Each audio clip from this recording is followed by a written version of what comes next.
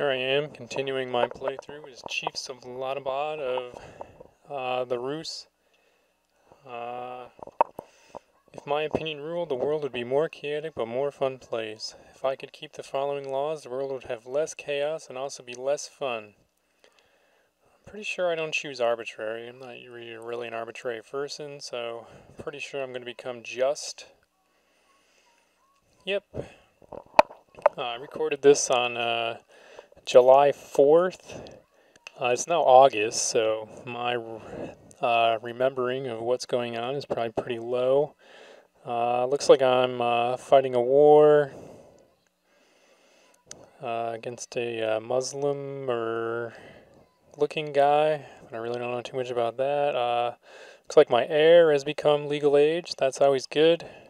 Except now I, of course, get the warning that my heir is unmarried. My trusted and devoted chamberlain just brought to my attention that one of the serving maids has given birth to a child. According to him, my son is the father. Let's see, I can go with that's a boy, force him to adopt the child to prevent a scandal, give him a beating for messing with inferiors, and send him to confess his sins. I think I might just tell him that's a boy, because at this particular point I'm a chief, and I figure we're kind of uncivilized, so just go with that.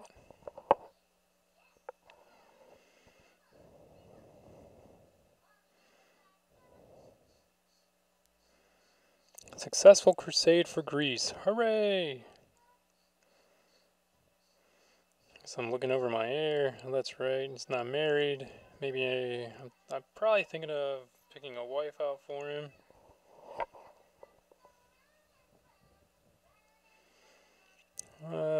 Still flipping around.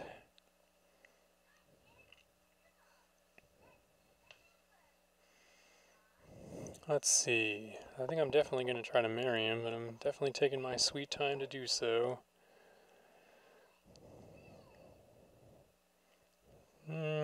Okay, yeah, that's right. So I'm going to try to find someone good. I was reading online that the little double rings marriage icon doesn't always result in the best characters.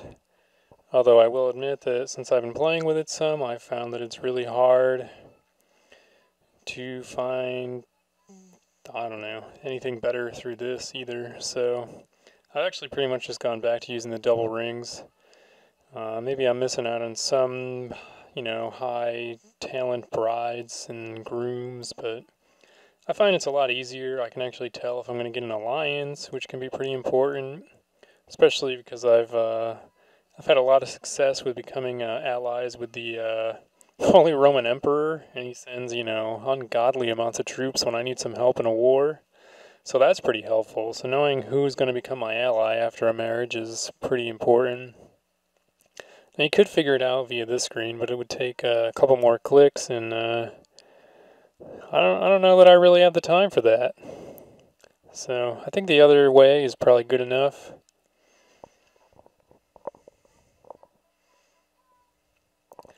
It looks like I might be checking out this lady here with the 22 diplomacy. She's probably pretty good. It's really high. It'd be a pretty good compliment to my son, who apparently has no diplomacy.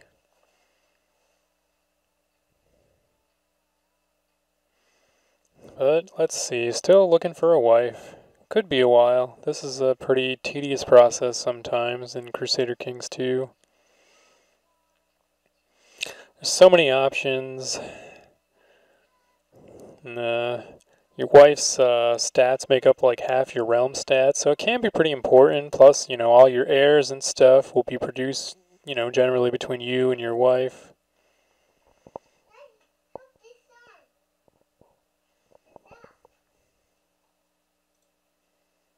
Alright, so I think I went through this for quite some time. I actually made a cut here so that I can show you who I chose in the end.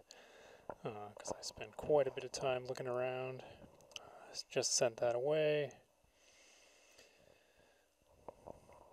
Oh, nice. I accept your suggestion that Yaroslav and Olympia get married. So all that hard work and careful planning has paid off. My marriage suggestion was accepted. like I kind of already knew it was, because the diplomacy actually tells you that in advance. And interestingly, my wife has a bunch of claims that I can press. So that could be fun. Now, way over there in Italy, ideal Russian holdings, I would say. Those are absolutely a must, I think, for a guy who considers or wants to become king of the Rus. As you can see, I'm kind of spending a bunch of time kind of looking over these claims, trying to figure out exactly how powerful the holders of these current realms are. See if it might be worth taking them over. The reason this kind of appealed to me is because I thought that, my heir and his wife would hopefully have children who would inherit all these lands someday, and then, someday I should be playing as my heir, and then my heir's children, and then I should have all these provinces that belong to me. Sounded like a good plan. See what happens. This is Crusader Kings 2 after all. Sometimes shenanigans happen. Just kind of a bit of me just kind of staring at the screen for a while. Maybe I walked away. It looks like I'm about to press this claim for Apulia. Of course, I've also got some kind of message that popped up behind here too. So, lots going on right now in the game. That's probably why I got it paused though, so that I can try to figure out everything going on.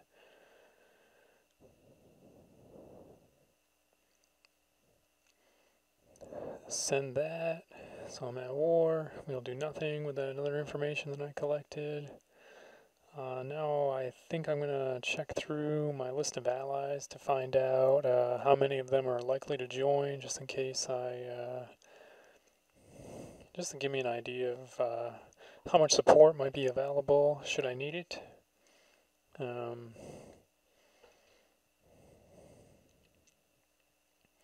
Looks like actually quite a few of these guys are potentially interested in joining the war, so that's a good thing.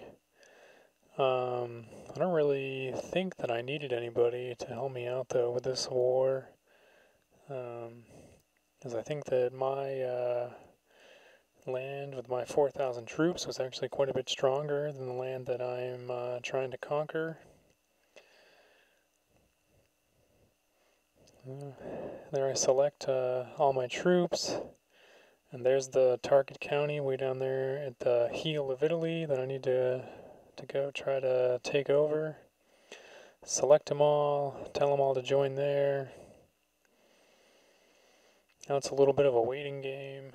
A big part of Crusader Kings 2 is waiting around for things to happen. In this case, this isn't too bad. I'm just waiting a couple of minutes here for all my troops to get to one province so that I can join them into one big army. And then, once they're all joined together, I will send them on their way to Italy. History is a subject that has always fascinated you, and you have spent the last few weeks studying the campaigns of Alexander the Great. There are many lessons to be learned from his conquests in the East. I should devote more time to studying this. It's probably a good idea. Alexander the Great was a great general, and my current character is actually really not that great. He's only got a 9 martial. Although actually compared to most of my buddies in the realm, I'm actually pretty good apparently. So there's the target. So I need to march all the way from Russia down to the boot of Italy. And there seems to be a pretty sizable war going on in between, so I think I'm kind of checking out to make sure that there's no big enemy armies that might try to intercept me on the way, that might think that I'm trying to fight them in the other war that I'm a part of. And I think I've deemed that the path is pretty safe, so there's my my army. It now has about 6,000 guys. Some of my tribal allies have joined up with me. Or I guess pardon, I think it's, yeah, 6351, it looks like. So, gonna march all the way to Italy, gonna educate this child. Oh, my son, I should see if I should educate him myself, because I might become him someday, so it's important that he's a good character and ready to lead. You can't always trust the artificial intelligence, even of your most loyal vassals, to raise your children. Sometimes they just make pretty ridiculous decisions, which I guess kind of makes sense. It's only AI, and AI seems to still be a field that needs some fine tuning. Alright, so we are approaching Italy now. Should only be a couple more minutes, hopefully, before we can actually really get this war starting. Birth of the Assassins. Interesting. I guess I wasn't really too interested in reading that message.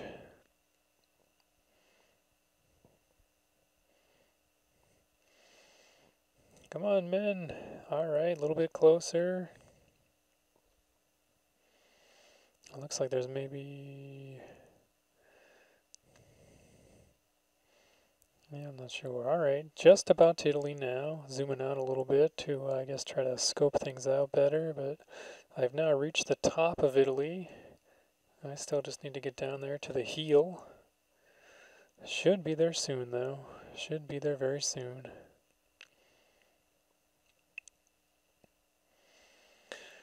Yastafiask, will I rule one day? The options are, of course you will. If you deserve it, you shall. No, you won't, silly child. So now I'm kind of looking over. I don't really want a slothful child, I don't think. Proud might be alright. Diligence, probably good. Gregarious would be good. Ambitious, it's not the best. I went with the Militant, and he gained the Diligent trait, which I think is a pretty good trait. Kind of makes my son someone who will, work hard and not give up. So you see, I'm almost there. Just a couple more counties, and I should finally be in the area that we're trying to take over. And it looks like my enemy has raised a small army to try to stop me. But I don't think his 800 men are really much for me to worry about, since I have 7,000, it looks like now. At least at this county. Oh, it looks like maybe some of the armies from the other war have decided to kind of join up with me, because they probably think that I'm helping out in the other war. Just checking out the war score. It's -1 right now because the guy that I'm trying to claim the county against still controls it 100%. And it took me quite a long time to march all my men to Italy, so now I decided that I'm going to siege this other county instead of the one that I originally started, and my wife is also pregnant. Usually kind of a happy time, but since my current realm is under Gavelkind, the more children I have, actually, probably the worse this becomes, but that's alright. I'm trying to kind of play it realistic. I don't want to play a weird gamey way where I kill off all my sons, or only have a bunch of children who aren't legitimate and only legitimize the one that I want to become my heir. I don't really think that that's how things were probably done back in the day. Alright, the Kievan Holy War for Pereslav has ended. King Vladimir of the Rus has won. This is when I kind of realized that me becoming King of the Rus was going to be a little challenging, since apparently this other guy has already become King of the Rus. So you can see he's got his kingdom there. You can see my Principality of Novgorod is still independent. But unfortunately, I will not be able to become King of the Rus very easily, since that title has already been claimed. And it looks like a pretty sizable chunk of land belongs to that king, so I don't think that I'd be able to easily take it by force. So I guess for now I need to focus on my war down here in Italy, and then figure out what my next steps are back at the homeland. Looks like there was an outbreak of disease, siege camps. Kind of little random events happen all the time when sieges are going on to kind of help you, hurt the guys inside, help the guys inside, etc. Looks like we're slowly getting down there. We got about half of our morale. We've taken about half of the morale from the enemy. The siege is going to be quite boring. It's a lot of just kind of waiting for the morale to run out so you can, siege down the county and then move on to the next one. So, keep twiddling our thumbs for a little bit. Oh, the anti-papacy of Pope Romanus II has ended. I guess that's a good thing. Doesn't really play a big role right now to me because I'm Orthodox, so I don't really follow the Pope. I have a new daughter. After many months of studying the commands of Alexander the Great, you have acquired many fascinating insights and gained new wisdom in military matters. You realize I chose whatever the first option was, which I think gave me some special abilities. You can see I now have 10 martial instead of 9 martial. So I'm moving up in the world a little bit. Vladimir is often involved in fights, so the options are that's good news, try to steer his energy elsewhere, discipline him, and let the monks purge his sins. I generally don't let the monks do much, because it doesn't really seem to have much of a payoff. I don't really remember what I chose here. It's been over a month actually since I recorded this, and I'm now doing the audio for it. So it's be a surprise to me as it is to you.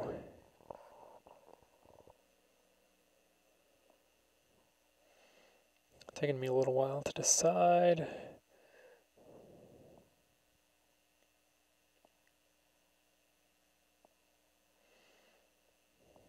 Still trying to decide. I went with the first one, and my son gained the proud trait, which I kind of like.